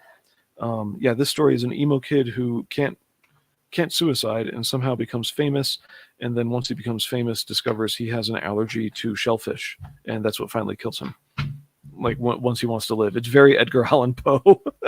So these are actually interesting little stories, and then there's a backup story to it. This one was grim. This is not for children. Holy cow, this one was very grim. A detective or private eye is hired by the parents of a 15-year-old girl to track her down because a guy who admits he likes very young girls, like 15 years old, and is at the end he's like 48 years old at this point. So ex-pro wrestler, would-be superhero type guy, has a predilection for let's say over the age of 14 women, or underage not women, I should say. And then this doesn't go the direction you expect on the last page. Very interesting, but also like at the same time. So it's a bit of a gut punch, but oh man. So some of these are quite grim noir type stories. They're not for kids to read. Some of them are fine for kids. Some of them are not. So slide you back in. I need to get this in proper bags and boards. There we go. There All right, that's wave 2 right here. So wave 3 is the one I have linked. Cool. All right. One moment. Suicide is a shellfish in Denver. I really appreciate you being here, Mo. I'm sorry that Hen wasn't here to see that. All right, this is when I talk at length and the chat tends to get really quiet and I think everybody's left, and then at the end you all say goodnight and surprise me that you're still here. So this week, in addition to doing everything else, I got the bug to do some cleaning up, which is not a good use of my time. And as you can see, I have trading cards from lots of different places. So these are, not to totally show it off, but yeah, and there are more that are not in here. So it was really nice to finally get things organized and put away by getting trading cards in here. Now, strangely, y'all saw me open these Pack and Lands cards on a previous stream. I had a previous set from him that were in little sleeves that he provided, and he signed the previous set, so that's really cool. But I think he just has a ton of cards and he's trying to get rid of them. So I hope I don't get more copies because I don't need them. I think the mouse down, where's the mouse? Yeah, this mouse I have only one of, so whatever. But yeah, I've got doubles of like everything now, but just one of the sketch card. So I'm very proud to have a Gary Shipman original sketch card. So, typically still here, cleaning up line work, etc. If I go AFK. Oh yeah, I don't want to bore my audience, and I know I talk at length and sometimes lose track of the chat, and I don't want to do a bad job, blah, blah, blah, all like that. And then you guys all surprise me that you're still here, which is fine. So it's just a confidence thing. Anyway, some of the campaigns have been coming with, there aren't enough cards to put in one thing, and there are metal cards and whatnot. So they don't have their own page. I just put them here. So Jeremy Lott's Iron. Anyway, this card's kind of tall, but Jack Irons here. We got Cobalt there from Tail End Studios, which is cool. Thanks for being here and listening. I'm glad you enjoyed listening. That's the big thing. And then, of course, Dean. Look, I've got 2 cards from your campaign, even though I don't think you drew either of the. Maybe you drew that one, Dean. But metal cards there. I got stuff nicely put away and sorted, and this is why I'm looking for it. Okay. Notice how it's it's like, oh good, I'm filling a page of 9, 1 card at a time. But yeah, this was hectic. If you liked the trading cards on the, what's it called? From Alterna Comics for the King Cryptid campaign, but you missed some of them, his campaign for number 2, his pre-order stuff is set up so that you can get you can get the cards you missed individually. They're $2 each. So no more packs for number 1, but number 2 cards are $2 each. So there we are. All right. So the way I normally open things, you guys get to see all the stuff like trading cards and whatnot. So here we go. This is not a metal card. It's a sticker. So 2 stickers, the regular 3 trading cards, and 1 special for, I don't know why, but there they are. If you didn't get the special stuff, that's what it looked like. And I think there's some bits I didn't even get. So there's that. So pretty cool. I really dig the trading card thing. All right, and then he had, this is old Shelby Robertson, holy cow, from the 90s. And he had special versions of this book put out. So here we are. This is his book 94, AmericanDiscord.com. If you go there, it will forward you to whatever his current campaign is. And here is a line art cover with the whole blue line page on it. And this is his cover for, there we go, for a line art variant of issue 1. The trade paperback was issues 1 through 3. These special little editions were just issue 1. I like his style, but it surprised me at first. I want to make sure I say this clearly, and I just remembered it, like when you look at the face here. Some of what threw me a little bit when I first saw his work was because this is older work, and I'm not used to it. His shading is done in a way that's not crosshatch, And the way my eye reads some of his shading is as if it's adding texture rather than curvature to his shapes. So you get shading because something is curved. But to me, my eyes, this is a thing on me, not on him, on faces, but not like on the fingers or under other things. The way he squiggles his shading sometimes makes me think everybody's face is made of plastic wrap and stretched or something like that. So that's the way I end up reading things wrongly. But this is the line art variant for number 1. You know, so here, there's nothing wrong with where he shades to give shape. And he has some very sucked in cheeks, very gaunt people for most of his stuff. It's not same face syndrome, but because everybody's gaunt, it comes in a little bit close here and there. Except for this guy who's not gaunt at all and is a self-insert. Like this is Shelby. This is totally Shelby. So that's the line art variant. And I think, and I'll get into like what it's all about. So Indiegogo edition of the line art variant, limited to 25. So that's what's in here. Sepia foil art drop edition, limited to 10. Holy cow. Okay. Yeah. Well, that's this one that he's talking about. This is the sepia. The book with the slight smell of ramen. Dude, it is not slight. This book smells like that wet cardboard smell of ramen. Mm-hmm. Totally. Like I had to double check it and make sure it wasn't actually wet. So there's that. I have to remember to show this at the end. Well, no, I can show this now. So here's the cover. The interior of these two is the same. Okay. And because Shelby Robertson, oh my God, why am I screwing up his name tonight? I'm nervous. Shelby Robertson is a great artist. As an inker like Art to Bear, he's kind of one of the fix-it guys in comics because, you know, the big name artists aren't really great. And then the inkers are the ones who fix everything they do. So here it is colored. And just his drawing style on this is quite different, as this is something newer. You know, you still see the stretch lines the same way, but I don't get that same plastic stretched surface thing. You know, here there are deliberate stretch lines, like his clothing is actually pulling. That's totally appropriate. So there's that. But remember, we're looking at 90s Shelby. So, it's same image, just bigger. So thanks for the print. Print away. So this little ash can is a preview of the next book. And his style and technique has matured. His imitations of his references to and imitations of it's all referential, but what's his name? Todd McFarlane. That hasn't changed. So what do we got? He sent you the ramen. I wish I could make it to more Shelby streams. Funny dude. He is. He's very chill. He's so chill. He has the patience of a saint.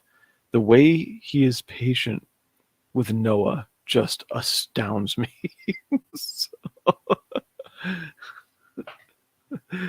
All right. I like Noah. Did not expect the things I've seen from Noah lately. The Bible has a verse about don't make a younger person an elder too soon because they'll get an ego. Is it too dark? It looks like it's too dark. So anyway, I don't know. So yeah, this is the Ashcan preview for different things that are coming up. Already right here, his pen work style has totally changed. And this is a preview for Rage Tality's War. Here in pencils, you can still see his overall, the way he excuse me. Okay, sorry about that. You can see the way he does the shapes of people are still similar, like how you would outline it, and that they are gaunt and where the curves all are. But his shading style has changed. He's still scribbly, but things have definitely matured, I think. And then when you finally ink it, it's like over here. Blue, did you see that time Noah was kicked off the Shelby show? I convinced Noah to perform a Don't Look Back in Anger by Noasis, replacing the name Sally with Shelby as an apology. No, dude, I totally missed that. Don't Look Back in Anger. Was that the one? No, Do You Know What I Mean was the one I'm thinking of. Okay. Somebody did an analysis of Do You Know What I Mean? And here's the inked version of the previous page. So yeah, things have really changed for Shelby. So his outline has been always good. Where the muscles are is good, but his shading style has changed. More McFarlane reference. Cool stuff. This is a reference to some. It says after Splat, SPLATT, after Keith. So this is Sam Keith redone by somebody else in their style, redone by Shelby for his stuff. Just a cool ash can. I think I skipped a page. Interior previews. So this is what's coming in Rage Tality's War.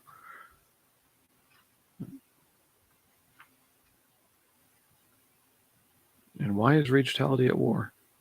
So this is Eliana and Lana, the two sisters. It's one of the two sisters. Ileana and Lana. I'll see it in the book. I'll probably forget to read it.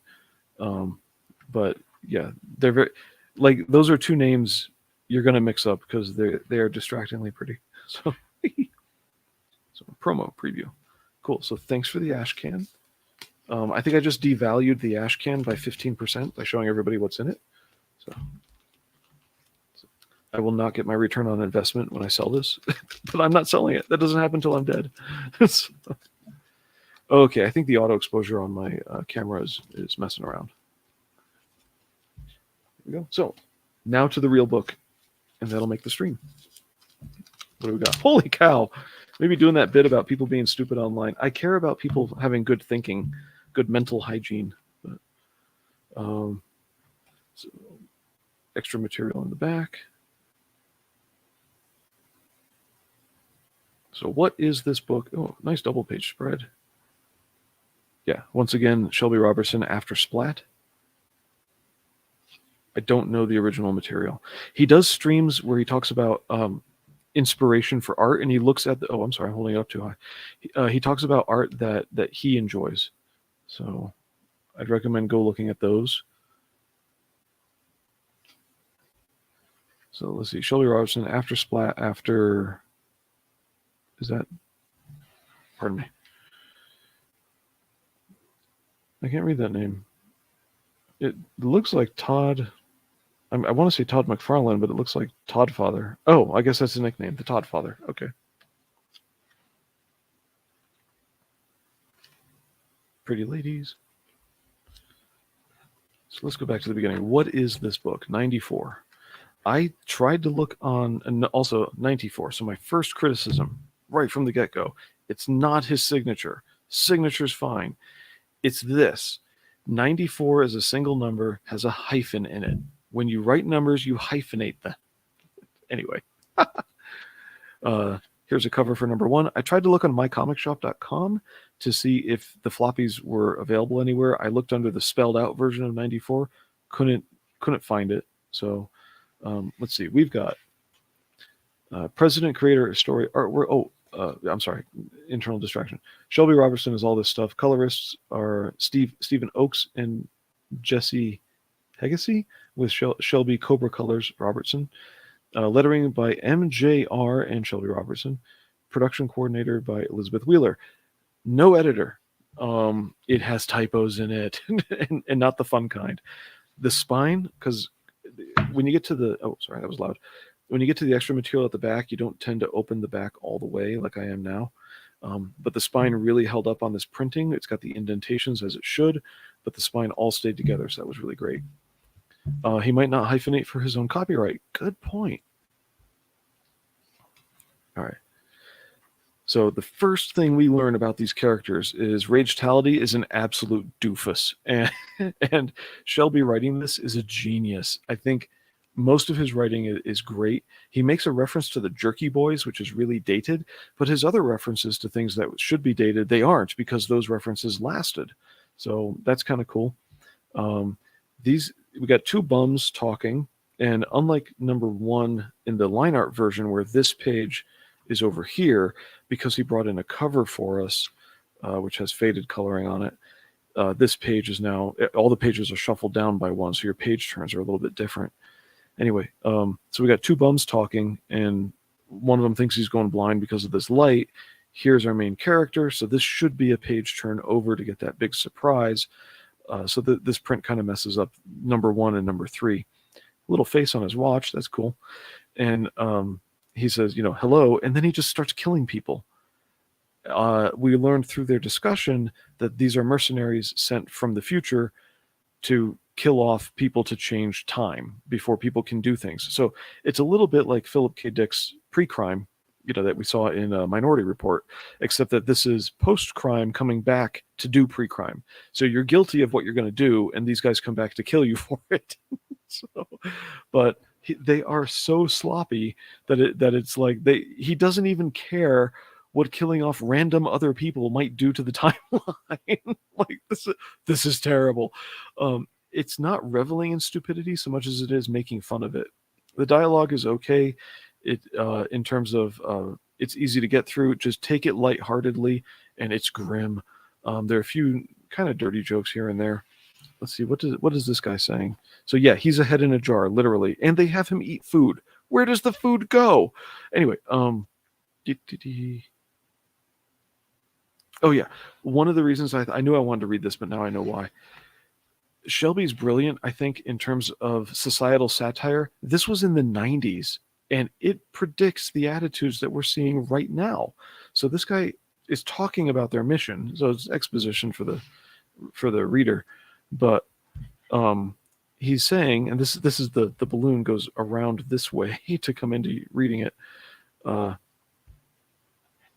Things are out of control. The HMO DDS, so Health Maintenance Organization, dental something, dental services. The HMO DDS bots have been grandfathered into the mainstream medical system.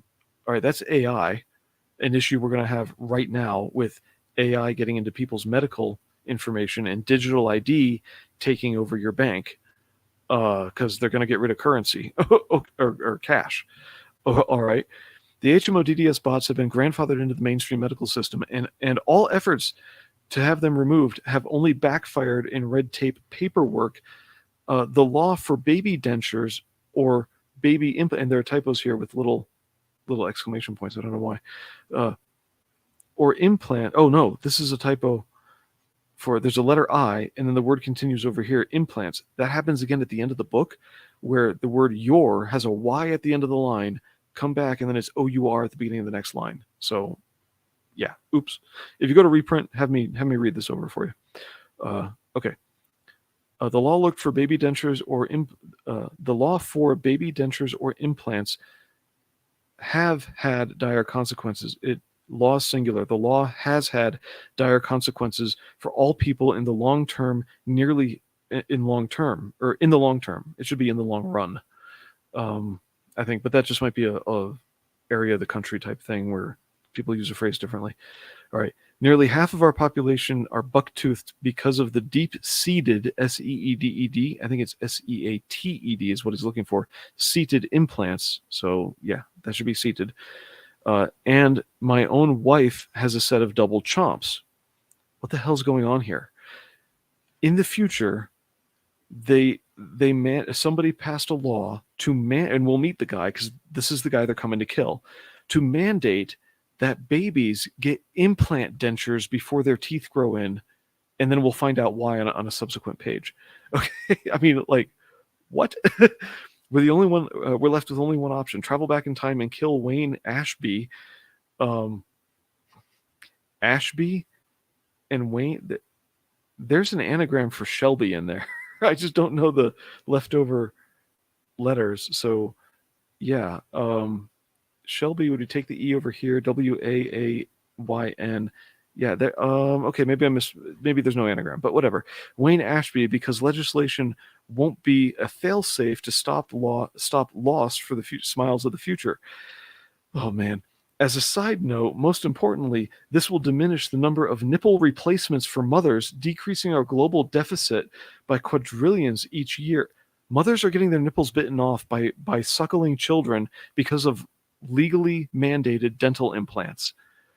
What and why? We find out on a later page that it's because somebody decided, and this is, he explains it, this guy, the Shelby insert here, that's Shelby Robertson, come on, decided that it was unfair to babies to be left out of smelling food for their older siblings and parents and then not be able to eat meat that they smell cooking. What the hell? But it's like, you know what? He's right. This is the direction the world has gone in. It's just a reductio ad absurdum version of it. Anyway, they track down the guy that they have to take out. He's an airhead, waiting for his guitar teacher to show up. They're talking, what are you talking about? Makes a very bad joke about giving head right here as he decapitates the guy. There's so much of like just wanton violence in here. Rage-tality's an idiot. It's funny, but it's dark in a certain way. If you overlook the death, it's funny. With all the death in here, and especially the extra deaths that are unnecessary, it's not funny. So here we go. AIs have already turned psychotic. Mm-hmm. And if you think the psychosis is being taught to them, then they're actually sociopathic. So they can chew normal food. Right. It's to make babies who don't swallow properly be able to chew normal food. And as a result, but the ones who aren't eating normal food because they shouldn't are biting their mother's nipples while teething, like way worse than actually happens in reality. And that costs the healthcare system like tons of money. Yeah, that's just, oh God. Okay, brilliant, bizarre, but brilliant. The way that it was presented, though, if you say it the way I said it, it sounds really like what sicko thought of this. Shelby Robertson did. But if you present it the way he did, that there was a different thing and then an effect, it doesn't sound like such a sicko thing. Oh, his watch talks to him. That's cool. I love that. It criticizes him, too. So they go on a mission. The cops catch them. They have to bust out. Can they chew normal food? You raise a good point. Yeah. Lettering is a little bit weird in this one. Good. I'm glad I remembered that for this page. So we read here. And oh, yeah. He decides to go on a side mission and do something else instead of just returning after the initial mission is done. So they teleport using their time travel abilities. They teleport to somewhere else in this time period. Now, the lettering here is you read this one, and then I normally just jump to this right here and then there, except that the real reading order is from this to get you into the next panels. We go to this word balloon and then up, or this word balloon and then up. And there are a couple like there's another one like this. I hope I remember to point it out. They're a little bit weird. So the lettering flow needed some help. I would juxtapose these, and because Rage-tality is the one ringing the door, take his humph and put it down here, pointed off camera towards him, like that way, and just flip these and put it in a more normal spot. You need the scenery to show where they're going. So this could be over here, covering right there. And then these could be covering the break down there, and then the humph off to the side. That'd be a better way to letter this, I think. So they bust in on this musician who's waiting for his drug deal. He says, "Do you even recognize me?" No. This is his like great grandfather, whom he's gonna kill. Like, I think if I read it correctly, I might have read it wrong, but for whatever reason, the music this guy makes is called white noise, and it is literally recordings of white noise. Gains worldwide popularity because IQs are on the downside, and Rage-tality as a child is mocked for being related to the white noise guy once society kind of wakes up and eventually hates all the white noise stuff. So as a child, he's mocked and decides to start killing everybody who mocks him once the teachers join in. And he gives this guy some kind of a choice. And off the top of my head, I forget which way it goes. And then we're into issue 2. And issue 2 is, because it was popular in the 90s, a complete sideways story. This is totally 90s. They're assigned to kill another guy. They jump back. They go after him. They lose him. And then they get attacked by a street gang of people wielding baseball bat, or guys wielding baseball bats with white face on. There's a lot of same face going on in this, where these guys initially looked like the person they were originally trying to capture. He's going to become an all-powerful psionic, and he's hiding in this isn't sideways, he's hiding in a trunk. but he's going to become a more powerful psionic, so they're trying to kill him before he does damage by being a greater psionic. And to be honest, the way I read it, the trauma they're putting him through may have brought out his powers. And so it is just warriors come out and play. Okay, there it is. They may have caused him to grow in power. So anyway, this is a really cool page. So from this distance to the camera with the blur, I mean, look at how great that is with the shading and all that.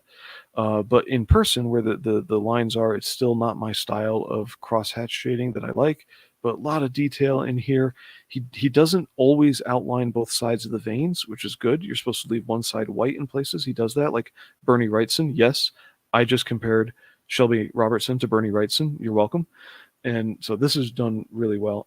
You know, very cool. But having the book sideways isn't just for cool pages like that. It's for cool pages like this. So the ladies show up. This is neat. And we get told their names. Let's see. We get a narrator telling us what's going on here. Can't see their name. Her name is, Alanis Vey, Assassin for Hire, and Lana. So Alanis and Lana. Like, I'm not going to mix those up. Little homage to Deadpool on one of these guys. So that's just a quick catch. There's Alanis and Lana. And they are other assassins from the future sent to check up on the work that our main characters are doing. And then this is like, if they're so worried about the butterfly effect, which actually comes up in the story, they appear not to worry about it in their actions, because Rachality really hates whipped cream on his mocha coffee concoction thing, and when he writes it multiple times, no whip, no whip, no whip, that turns into extra double extra whip. So he kills the barista. Like, wait a minute, you can't just do that. But he does anyway. Now we turn the book back to not weird, and we read the third one.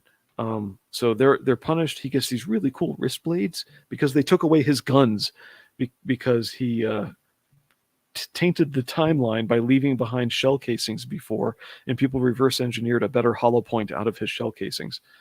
Whatever. Anyway, I think the art kind of improved for number 3 here a little bit, and the shading and whatnot. And trying to look at the line art, they get phased. Now they're to be assassinated because time travel assassinations are being taken over by a private corporation. So this huge guy called Payne, with Payinn, I think. Payne? No. Yeah, whatever. Anyway, 2 N's in it, is sent back with the Wonder Twins here, our beautiful sisters, and he's to help them take these guys out, because the corporations who now, instead of the government, do this, see Racehality's antics as totally interfering with the timeline, which is true. Cool design on this guy, except he has no lips. So how does he pronounce things with no lips? I don't get it. All right, just strange.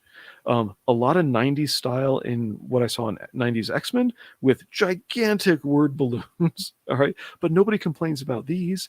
You know, that whole 5 per balloon, 25 per page thing. You know, it's fine. It's okay to take more than 3 minutes to read a book. So they fight it out. He accidentally ends up in the apartment of the guy they're sent to kill. He gets credit for the kill instead of the sisters. Right here, very gruesome. I'm not into gore. I found really ironic is that he lectures all of his... First off, the unreality, before I get to the irony, the unreality of they show up to their kills and he goes into these uselessly long... it's just part of the character. It's not the writing. But he goes into uselessly long explanations of, I'm from the future, we're killing you because you're going to ruin things. Here's another reference, Run, Forest, Run. That one lasted. But here, this one, and I think this is realistic about people, the way this guy talks in his hard-to-read balloon. So he says, hey, sir, you came through my window. Did you fall from a helicopter? How did you even do that? I mean, like, I was sitting and reading the usual trash I picked up from the comic book store earlier. And like, it's new comic book Wednesday, and you're here now in my kitchen. You know, So I love the criticism of, it's Comic Book Wednesday. And honestly, the way Shelby draws a lot of these people, where he's very gaunt here, and the drawn, meaning pulled texture on the skin, and then the way that the mouth opens, the teeth, this actually looks like, how do I say this politely? Decanted corpses. If you've ever seen that, where the mouth pulls back, that's kind of what this guy looks like to me. But again, his modern artwork is much better. So this guy's a fixer. So he fixed things really well, inking over other people's work. So anyway, after the big long explanations, there's an irony here, where he says, "Here's what we're going to do to you." Again, it's always, "Oh, don't run. Just take option 1," which he said in the previous book to the other guy. And they run away, they fight back. He's like, "Why do they always do this?" Blah blah blah.